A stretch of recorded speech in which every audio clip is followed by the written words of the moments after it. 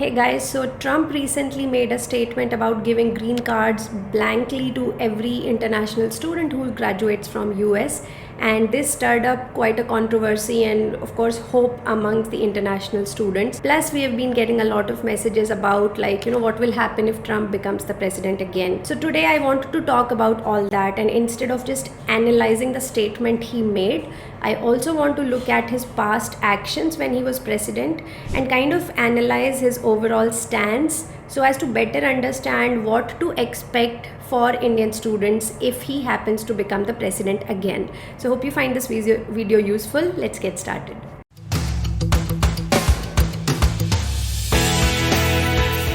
Hey guys, it's the election time in the US again, and it's always a nervous time because yes, political and overall global macroeconomic factors do influence the job market and therefore your future in the US and in the world, right? So yes, we have to pay attention to what's going on and whether it's going to play out in our favor or not really it. So as I mentioned, today's video is all about Trump and what does the future hold for us. So I'm going to cover 4 topics today. First is current immigration issues in US to understand the background of what's going on. Secondly, Trump's history, both the good and bad part of it.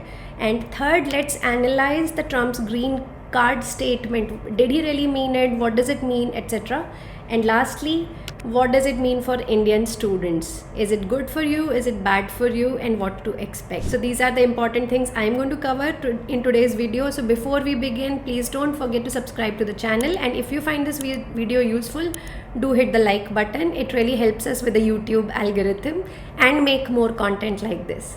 So without further ado, let's dive into the first point. So let's start with some background first and let's look into the current immigration issues in US. So currently US is facing severe issues related to illegal migrants.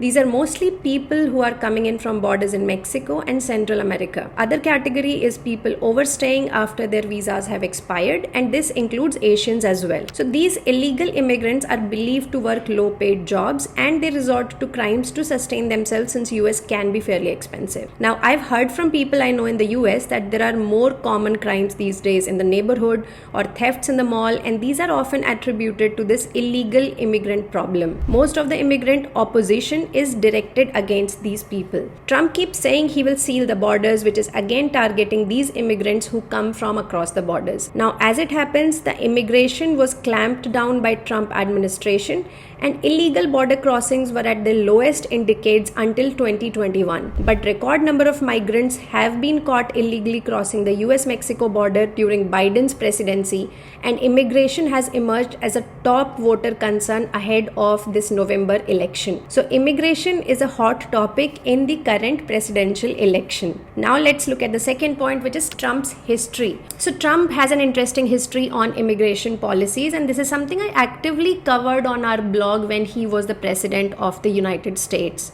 If we consider the overall sentiment, Trump is considered to be anti-immigrants, but his most pointed attacks have always been against unskilled illegal immigrants, not the skilled Indian students who graduate from best colleges in US. Let's look at some of the bad things that he has done. So to gain some brownie points from his hardcore traditional American voter, Trump did announce policies against even students or some work visa categories like H-1B or L-1 in the past. For example, in July 2020, he asked the US Department of State to stop issuing visas to students who were enrolled in programs that were fully online. Secondly, he introduced a bill to increase minimum wage requirement to qualify for H-1B, but a federal judge ended it in 2021 when Biden came into power. Trump had also proposed a bill to revoke work permits of H-1B spouses, which are popularly called the H-4 EAD program. So Biden cancelled it in 2023. So normally H-1B spouses are not allowed to work, but if the person's employer has filed for a green card and the petition has reached a certain stage where your form I-140 is approved,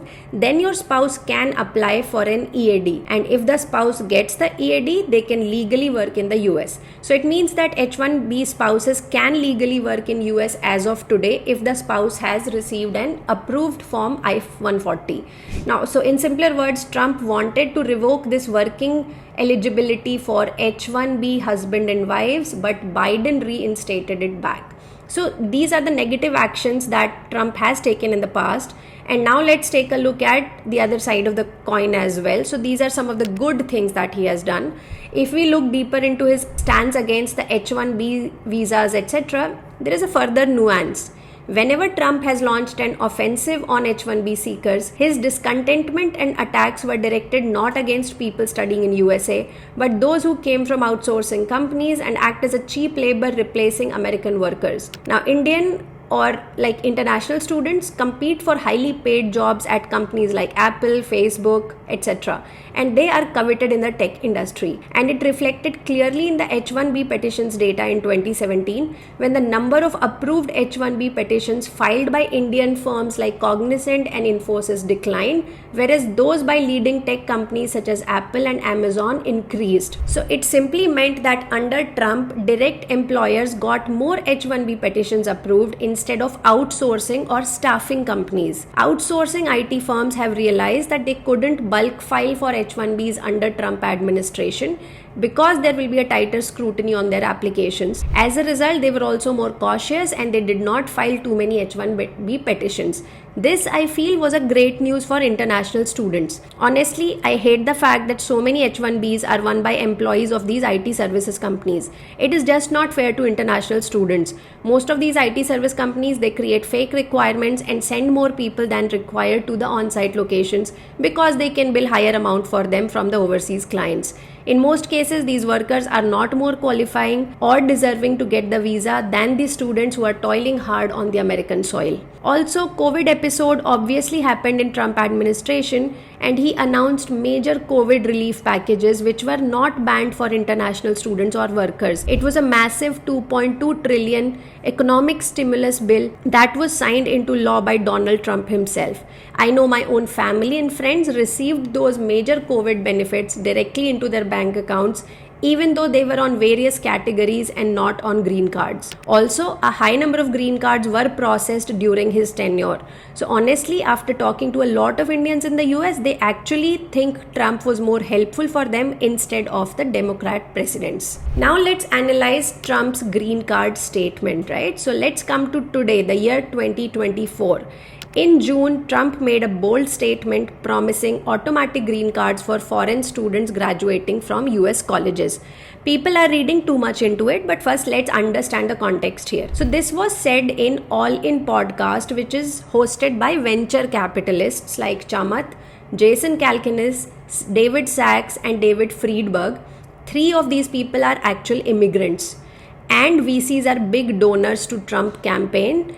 And they realize the importance of retaining highly skilled international students who are graduating from top universities in the US. In fact, it was Jason Calacanis who pressed Trump, right, by asking him to promise us you will give us more ability to import the best and brightest around the world to America.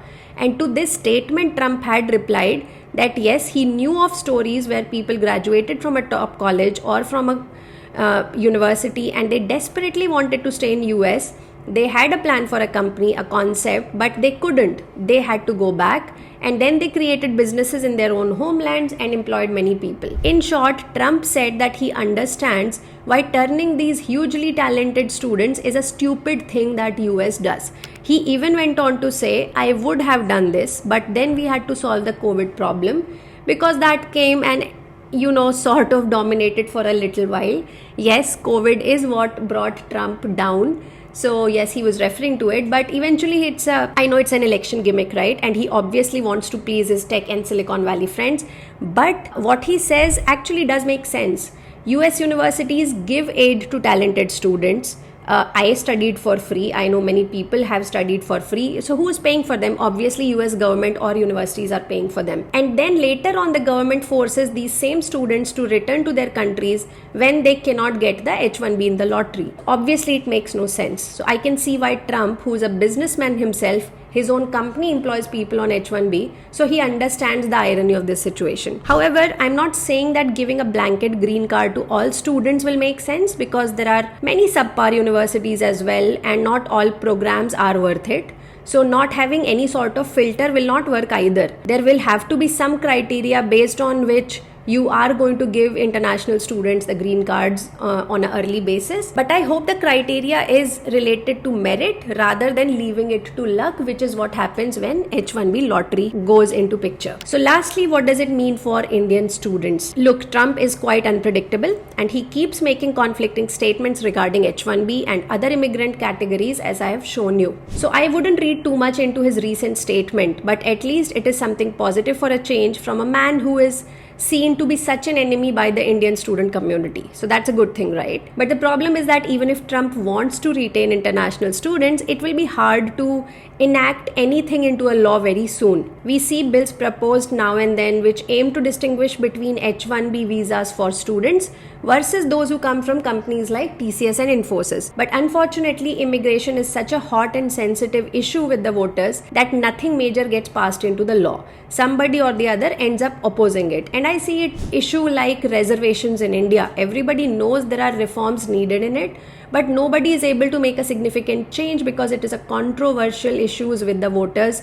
Nobody dares to touch it. To be honest, even if Trump had not made this statement, overall I believe that Trump is not the worst thing that can happen for Indians, because US immigration already sucks and there is very little scope of messing it any further. In so many videos I've talked about H1B, green card, layoffs. So yes, US has its own issues right now, but Trump is not going to make it any worse in a likely scenario. Now people get scared that he might remove the 3-year STEM OPT provision, but I think that's tough because US tech industry really is using a ton of international talent. Plus international students add more than $40 billion to the American economy each year. I don't think they would want to alienate international students so badly. So mostly I see that things will remain as is no matter who becomes the president. And I can only hope that at least some helpful law for H1B workers and F1 student gets proposed in next 4 years, because it's truly high time. It's quite frustrating. So that was my optimism as well as a crude analysis.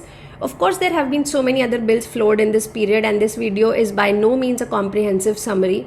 I've just picked a few that I think stood out in Trump's tenure and which help us see that he has been on both sides and he's not fundamentally against Indian students. So let us just feel good about this surprising statement from Trump and continue to focus on things that are in your and my control, namely applications, job hunt, and career planning. It's time to get back to hard and smart work and developing our core skills, because that is what will make you the Trump-proof graduate. By the way, that is a term I coined when Trump became president of the United States last time. Let me know in the comments how you like this video and what do you think about this statement from Trump. Until next weekend, this is Nishta signing off. Take care, stay safe, bye-bye.